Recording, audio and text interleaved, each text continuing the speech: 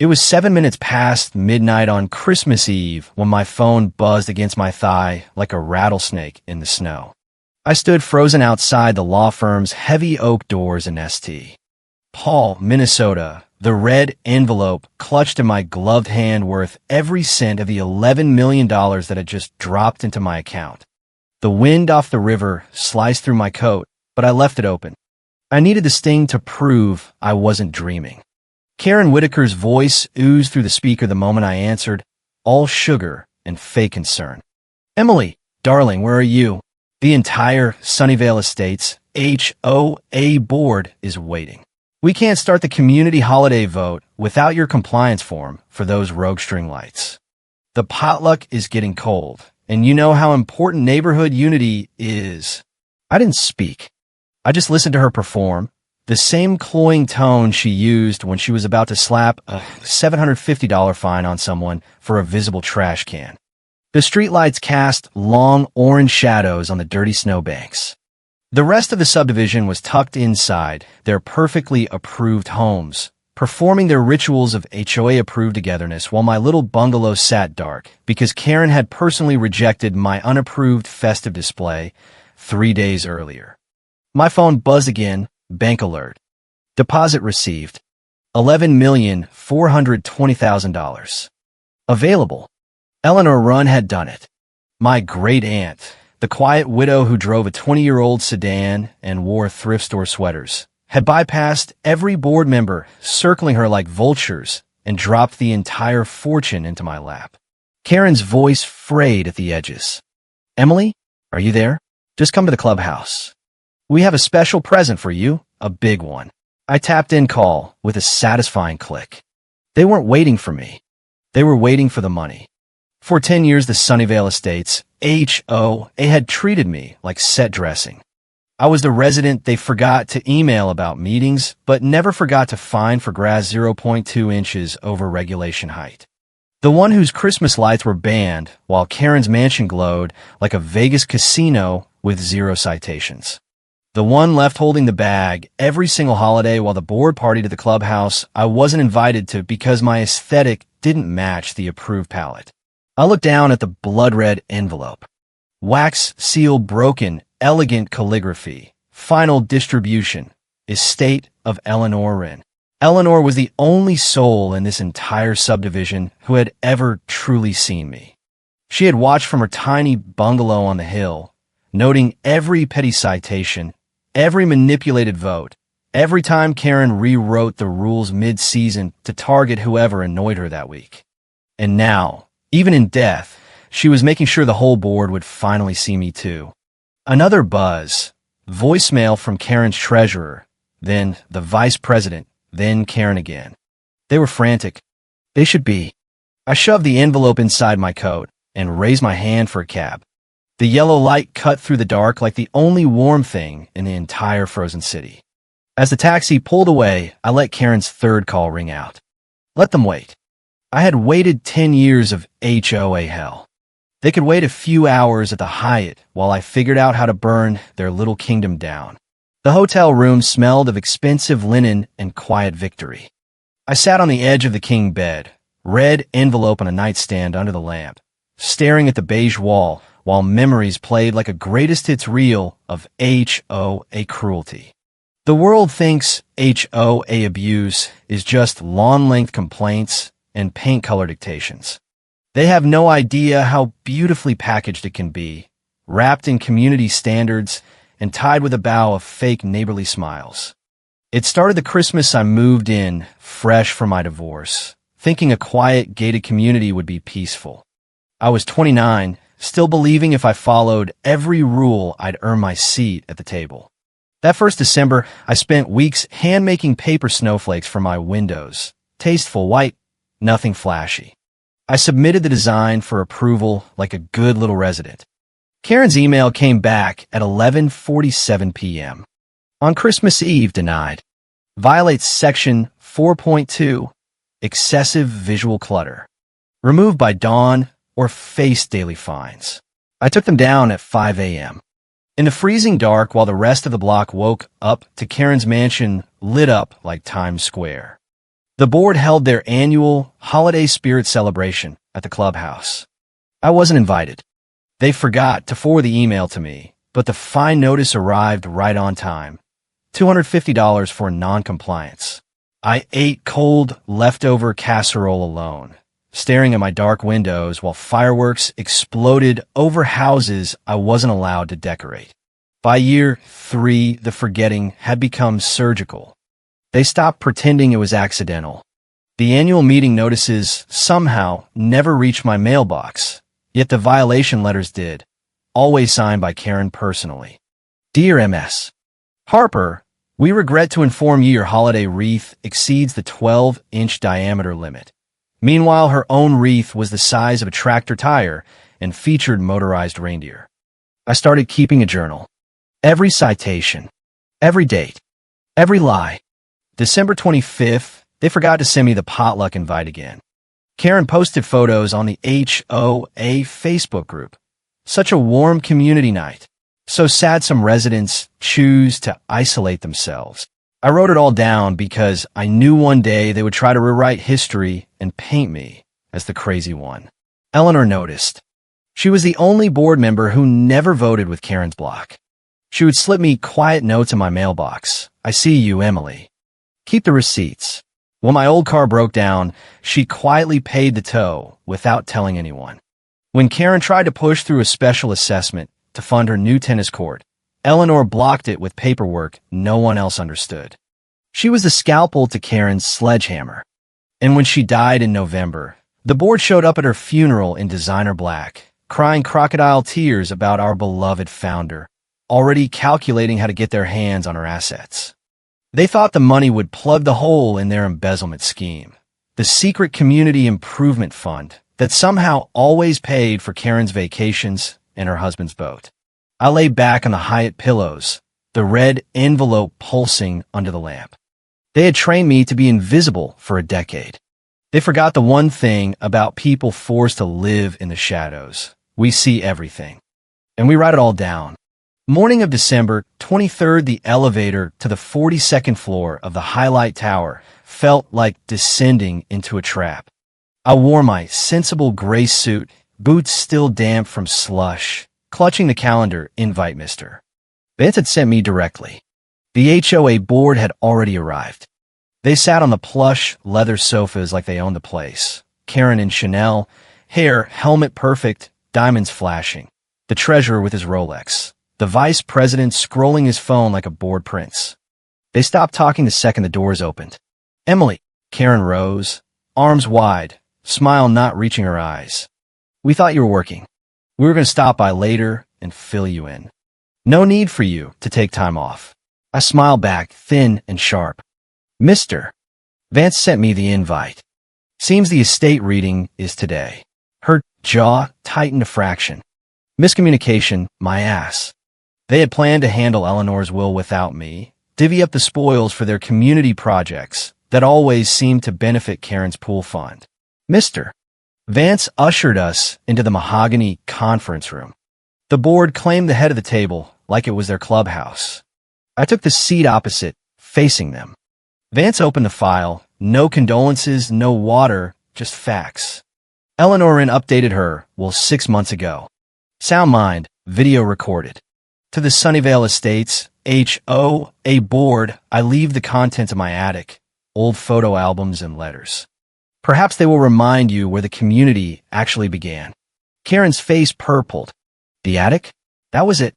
Vance continued, voice dry. To the remainder of my estate, investments, Duth property, patent liquidity held in blind trust for 30 years. I leave everything to my grandniece, Emily Harper. Total liquid value after taxes, $11,420,000. The silence was vacuum thick. Karen made a sound like a balloon deflating. The treasurer's Rolex hand trembled. They had been counting on that money to cover the secret loans they'd taken out in the HOA's name. Loans Eleanor had quietly bought years ago through a shell company no one knew about. There's more, Vance said, eyes on Karen. Emily receives sole trusteeship of the Eleanor Wren Community Defense Fund, seated with $2 million, dedicated to residents facing unfair HOA enforcement. Karen slammed the table. This is insane. Eleanor was clearly manipulated. Emily's been up at her house every weekend for years. Undue influence. Vance held up a hand. The signing was recorded. And there are conditions. The funds are Emily's entirely. No requirement to share, loan, or gift any portion to the board. If any board member contests the will or applies pressure, they're disqualified from any future grants, and the entire estate freezes and donates to the local animal shelter. Karen's laugh was brittle. Emily, sweetheart, we're a community. Families, neighbors, share burdens and windfalls. Your aunt would want the money used for the greater good. I didn't flinch. Greater good like the $1.2 million that mysteriously left the dues account last year for landscaping that never happened. Her smile froze. Vance slid the red envelope across the table toward me. Supplementary documents. Eleanor called it insurance. Open only if there's a dispute. Karen stared at the envelope like it was a live grenade. She knew Eleanor had kept receipts. I picked it up, cool linen against my palm, and felt the first real surge of power in 10 years. As I stood, Karen hissed under her breath. If you walk out that door with that money, Emily, you're dead to this community. I paused at the door. I've been dead to this community since the day I refused to vote for your illegal special assessment. The only difference now is I'm a very rich ghost. The elevator doors closed on their stunned faces. War had just been declared, but I was the one holding the ammunition. The next hours were psychological trench warfare. My phone became a war zone. Karen's text started sweet. We're so worried about you, dear. You looked manic at the reading. Christmas is about forgiveness. By afternoon, the mask slipped. If you don't answer, we will request a wellness check. You clearly don't understand the tax implications of managing that kind of money alone. Then the command, disguised as olive branch. Meet us at the clubhouse tonight. Private room. No lawyers. Let's just be neighbors and talk this out. I shouldn't have gone. Every instinct screamed hotel room service. But I needed to see their eyes when the panic showed. I arrived at 6 sharp. They were waiting, and they had brought their financial consultant, a slick man in a too-tight suit. Karen rushed forward for the fake hug. This isn't a lawyer, silly. Just Mark is here to help us understand the numbers. I kept my coat on. I'm not signing anything. The consultant pushed a thick packet across the linen tablecloth. The same trust document they tried before, now rebranded as Community Asset Consolidation Agreement. We increased your monthly allowance. Very generous. I looked at the pen they placed on top. How much is the debt, Karen? The room went dead. What debt? She snapped, but her treasurer went pale. I stood, walked to the side table, and pulled the white cloth off my borrowed projector. The title slide glowed on the wall. Independent Forensic Audit. Preliminary Findings. Sunnyvale Estates HOA Slide 2. Flowchart of dues disappearing into shell companies. Slide 3. Falsified meeting minutes with my forged signature approving a loan I never knew about. Karen lunged for the remote. Turn that off. That's confidential. I clicked again.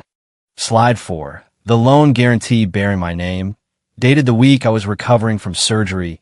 Notarized while I was still groggy on anesthesia. You used me, I said quietly. Guided my hand while I was drugged so the bank would think the whole community approved your secret borrowing. The door to the back room opened. Mr. Vance stepped out, phone recording, forensic accountant beside him. You're trespassing, Karen spat. Vance smiled coldly. Actually, Emily invited me. Unlike the fraud you brought to the table. As of 7 o'clock, this meeting is evidence in an investigation for identity theft, bank fraud, and abuse of fiduciary duty. Karen collapsed in her chair, real tears this time.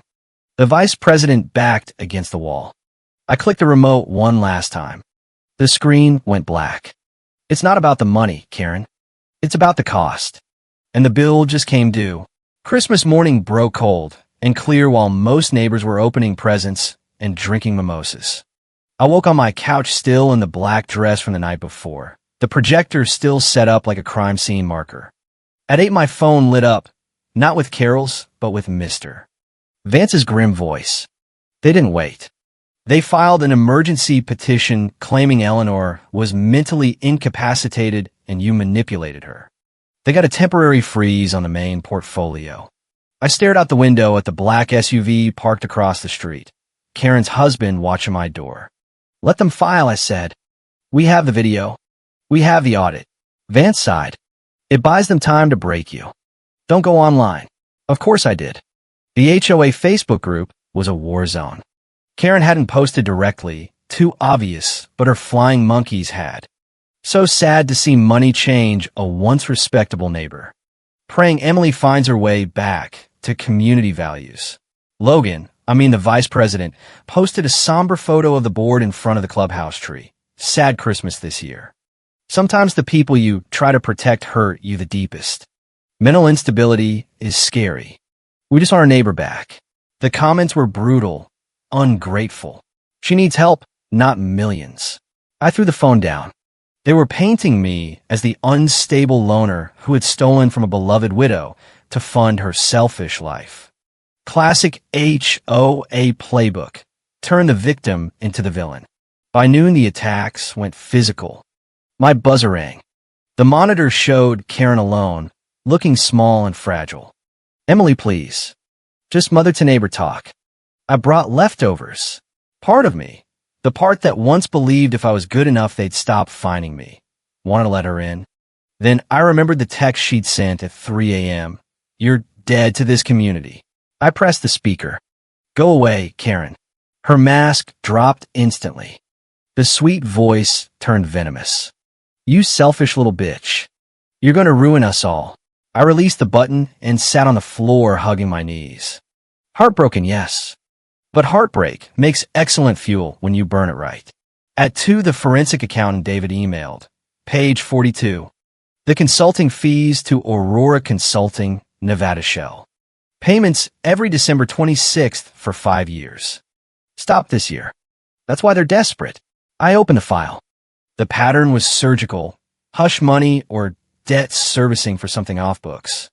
The payment stopped because Eleanor's estate locked the accounts. They had a hole to plug, and my $11 million was the only cork left. My personal phone rang. Unknown local number. I answered. A woman's smoky voice. You don't know me. I used to be Karen's executive assistant, 2015 to 2019. Saw the Facebook posts. They did the exact same thing to me when they fired me. Call me unstable. She refused to give her name on the call, but agreed to meet at the public library vestibule. Glass, visible from the street, safe. 30 minutes later, I slipped out the back alley past the SUV, scarf over my face, and walked the 10 blocks in the biting wind. Sarah waited inside, trench coat, dark circles. She pressed a silver USB drive into my palm. Emails. Memos. Not business ones. Personal between Karen and the treasurer. And correspondence with a Swiss clinic. They couldn't have you at the holiday parties because you noticed things. You're the witness. They quarantined you every December so they could run their dirty deals without you asking questions about the zoning permits or the missing funds. I felt the blood leave my face. The witness. Every Christmas I spent alone wasn't neglect. It was strategy. They left me in the cold so the board could meet their cartel investors or whatever dirty money flowed through Aurora Consulting. My journals weren't paranoia. They were proof of a decade-long conspiracy to keep the only honest resident sidelined. Sarah backed toward the door. One more thing. That forged signature on the loan guarantee? Look at the date. Right after your dental surgery. They brought the notary into recovery while you were still groggy. Guided your hand. The email chain is on the drive. Karen joking about how pliable you'd be on anesthesia. I grabbed the door frame to stay upright. They hadn't just stolen my name. They had drugged me and used my unconscious body to sign away my future. I walked home in a daze, fear gone, replaced by crystalline rage. Upstairs, I plugged in the drive. Folder, Project Silent Night. First email, 12 years old, Karen to the treasurer. Make sure Emily is left out of the Christmas mixer. Investors coming. She asks too many questions. Tell her we forgot to forward the invite. She's used to it. Dozens more. Every year, the same calculated abandonment. In the surgery email, notary at 2 p.m., she'll be high as a kite. Put the pen in her hand. Tell her it's discharge paperwork. I remembered waking up groggy, Karen standing over me, smiling, clipboard in hand. Just sign here, dear, so we can take you home. I had signed my own financial death warrant while drugged, and she had held the pen. My phone buzzed. Text from Karen. Last chance. Offer stands until midnight. $5 million for the community, and we drop the petition. Or we destroy you in court on the 30th. I didn't reply. I called Mr. Vance. Add 2 names to the witness list. My dental surgeon and the notary public. I found out why they always forgot me. And how they got my signature. I looked at the silver drive, glowing on the desk. I'm not just winning this hearing. I'm sending them to federal prison. The digital glow of my laptop was the only light in the apartment on Christmas night. Outside, St. Paul slept under fresh snow. Inside, I dissected the anatomy of my own erasure. The USB drive was a black box recorder from the crash site of 10 years in Sunnyvale Estates. I spent hours reading every email, cross-referencing with my journals. I had carried the wet blanket belief that I was simply unlikable, too quiet, too serious, my holiday lights too tacky. Wrong. It was logistical. I was the liability. The one resident who noticed when dues disappeared, when zoning permits were backdated, when Karen's consulting fees bought her a new boat. They needed me quarantined every December so the real business could happen without the witness in the room. I printed every email, every forged minute, every Swiss clinic reference that smelled like money laundering. The next morning, December 26th, I met Vance and David at the law office with 2 private security guards. If the board wanted to play gangster, I would dress the part. David spread the audit across the table. The signature is worse than forgery. It's assisted, pressure points match someone guiding an impaired hand. Hospital records confirm you were in recovery exactly when the notary stamped it. Vance leaned in. We're not just defending anymore. We're filing a countersuit for full forensic discovery. They accused you of financial incompetence, so the court must examine the entire HOA's books to establish a baseline. Every receipt, every offshore transfer. If they refuse, contempt of court. I smiled. Brilliant. To prove I was bad with money, they had to prove they were good with it, which meant opening every dirty ledger. Vance filed at 10 a.m. By 2 p.m., a courier arrived with their desperate letter, dropped the petition, acknowledged the will, transferred 10% equity in the HOA's development arm to me, sign an NDA. They're offering you 10% of a sinking ship, David said dryly, and a bribe to keep the books closed. I looked out at the frozen river. Tell them no. I don't want their money. I don't want a seat at their table. I want the truth. I want the books opened. I want a public admission of the forgery. And I want my name off that loan. But there was one more card even I didn't know about. Vance pulled an old yellowed file from his briefcase. This was in Eleanor's safe deposit box, separate from the estate. 6 years ago, the HOA faced a liquidity crisis. No bank would touch them. They took a high-risk private loan for $2 million. The lender was a shell called North Star Ventures. He pushed the document forward. North Star was wholly owned by Eleanor Wren. Your aunt bought their debt. Your father, the board, never knew. They've been sending or missing payments to a faceless hedge fund that was actually Eleanor the whole time. I stared. Eleanor hadn't just watched. She had bought the rope they were hanging themselves with. David scanned the default clause. They missed the November and December payments. You now own the debt. You have the right to demand immediate repayment or convert to controlling equity, involuntary takeover. The room spun. I wasn't just a plaintiff. I was the senior creditor. Eleanor had given me the keys to their kingdom. Vance asked, how do you want to play it? You could call the loan today and seize the HOA before the weekend. I shook my head. No, they'll spin it as me being the vulture. I want on the record. I want a judge to hear the forensic evidence. I want the forgery entered into legal history. I want the world to know they didn't fall because of bad luck or mean neighbor. They fell because they were criminals. We set the hearing for December 30th. The next 3 days, I stayed in isolation. I let the rumors swirl. I let Karen cry to the local news. Heartbroken HOA president betrayed by greedy resident. Reporters camped outside. Headlines screamed, HOA horror. Daughter steals $11 million from community widow. I let them talk. Silence is a vacuum. They rushed to fill it and looked more unhinged every hour.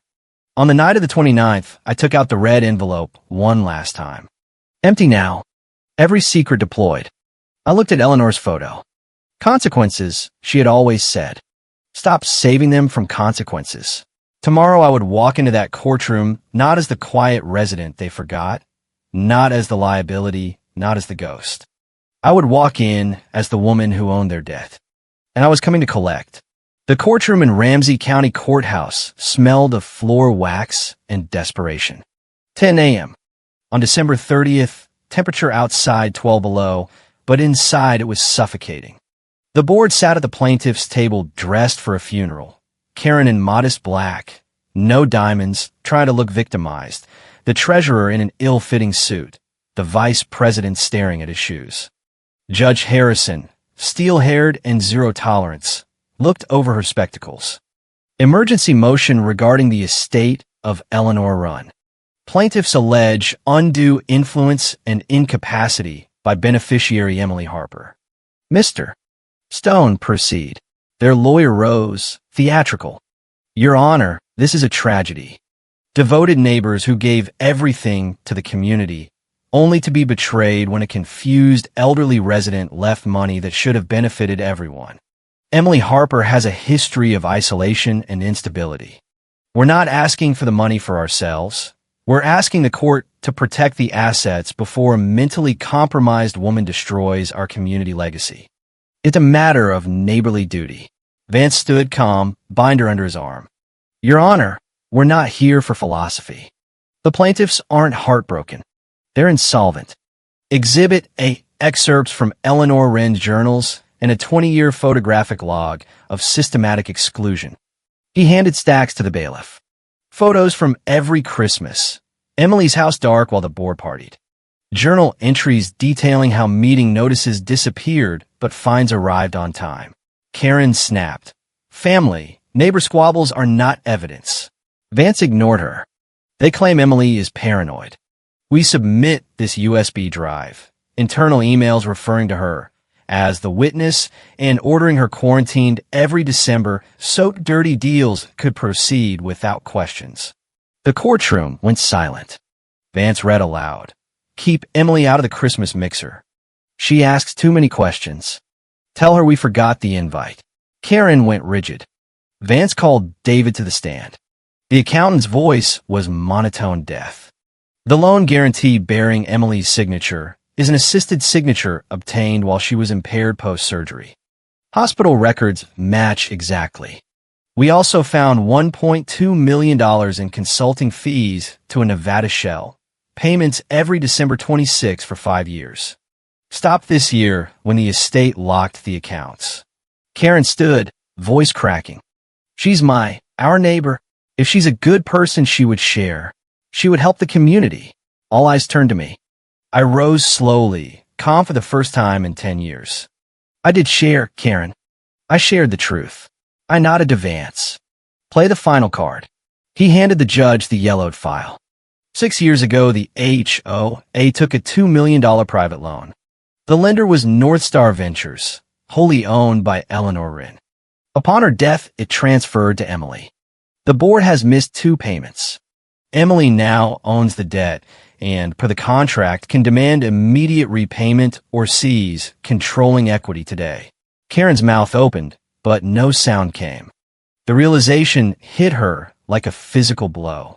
She slumped. The treasurer put his face in his hands. Judge Harrison removed her glasses, disgust plain. The petition is denied with prejudice. The temporary freeze is lifted. Given the evidence of forgery and embezzlement, I am referring this matter to the district attorney for criminal investigation. The gavel cracked like a gunshot. Court adjourned. I walked out into the marble hallway. Footsteps behind me. Emily. Karen's voice was wild. Makeup smeared. How could you? We gave you everything. You destroy us. I looked at her and saw nothing but a stranger who had lost her ATM. I didn't destroy you, Karen. I just turned on the lights. I reached into my bag and handed her a small box. One last Christmas present. She opened it with shaking hands, a photocopy from my old journal, dated 22 years ago, December 25th. They forgot me again. I ate cold green beans alone. Today they left me in the dark. She looked up pale. I turned away. I didn't forget, Karen. I just stopped letting you. I pushed open the heavy doors and stepped into the winter air. Snow fell softly, covering the dirty city in clean white. I breathed deep, cold, sharp, sweet. I had $11 million. I had a foundation to run. I had an HOA to restructure. But most importantly, for the first time in 10 years, I didn't have to wait for anyone to remember me. I was already home. Thank you for listening to this HOA Karen story on Revenge Stories. If you enjoyed watching justice served ice cold, smash that like button and subscribe so you never miss another takedown. Where are you listening from?